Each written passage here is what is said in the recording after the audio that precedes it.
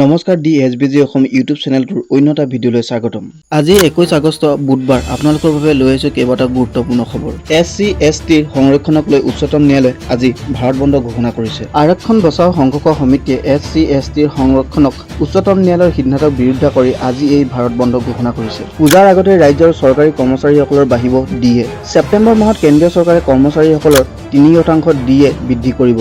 কোভিডৰ সময়ত 18 মাহৰ DA এৰিয়াৰ পাবলৈ বাকী আছে কেন্দ্ৰীয় চৰকাৰ কৰ্মচাৰীসকলৰ। পৰৱৰ্তী খবৰ, ৰাজ্যত হ'ব ধাৰাসাৰ বৰষুণ। 20খন জিলাত বতৰ বিজ্ঞানে জাৰি কৰিছে য়েলো এলাৰ্ট।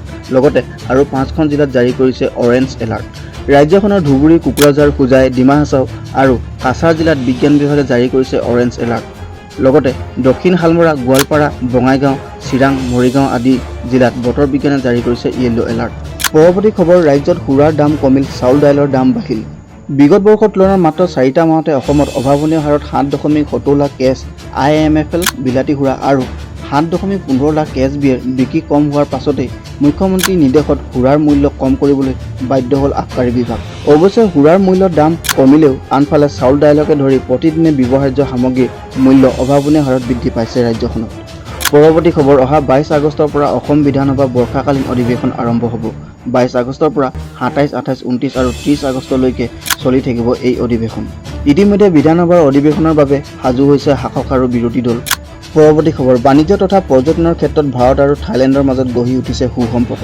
এই ক্ষেত্ৰত ব্যাপক সম্ভাৱনাৰ সন্দৰ্ভত আলোচনা কৰিবৰ বাবে ডিব্ৰুগড়ত উপস্থিত হৈছে থাইলেণ্ডৰ ৰাষ্ট্ৰদূত পাটাৰত হংটং। পৰৱৰ্তী খবৰ, ৰাজ্যত 161খন চৰকাৰী বিদ্যালয় বন্ধ কৰিব লৈছে শিক্ষা বিভাগে। বিদ্যালয়সমূহত ছাত্ৰ-ছাত্ৰীৰ সংখ্যা কম হোৱাৰ বাবে বন্ধ কৰিব লৈছে চৰকাৰে। শিক্ষা বিভাগে চিৰদিনলৈ তলা বন্ধ কৰা শিক্ষা অনুষ্ঠানসমূহ হৈছে বৰপেটাত 6খন, বঙাইগাঁৱত 14খন, গোৱালপাৰাত 3খন, ডিব্ৰুগড়ত 3খন, যোৰহাটত 7খন, কৰিমগঞ্জত 18খন, মাজুলীত 31খন, লখিমপুৰত 19খন ইত্যাদি। পৰৱৰ্তী খবৰ, ৰাজ্যসভাৰ নিৰ্বাচনৰ বাবে বিজেপিৰ 2 প্ৰাৰ্থীৰ নাম ঘোষণা। কাইলৈ আনুষ্ঠানিকভাৱে দুলীয়াজানৰ বিধানসভাৰ সমষ্টিৰ বিধায়ক ৰামেশ্বৰ তেলী আৰু কৰিমগঞ্জৰ প্ৰাক্তন বিধায়ক ৰঞ্জন দাসে আনুষ্ঠানিকভাৱে দাখিল কৰিব মনোনয়ন পত্ৰ। পৰৱৰ্তী খবৰ, ৰাজ্যৰ যিকোনো মুহূৰ্ততে ৰন্ধন গেছৰ নাটনি হ'ব পাৰে। নুমলীগড় শোধনাগাৰৰ বটলিং প্লাণ্টৰ শ্ৰমিকসকলে ভাৰত পেট্ৰলিয়াম কৰ্পোৰেচনৰ বঞ্চনাৰ বিৰুদ্ধে তীব্ৰ আন্দোলন কৰিছে, যাৰ ফলত শোধনাগাৰৰ বটলিং প্লাণ্ট 17 আগষ্টৰ পৰা বন্ধ হৈ আছে।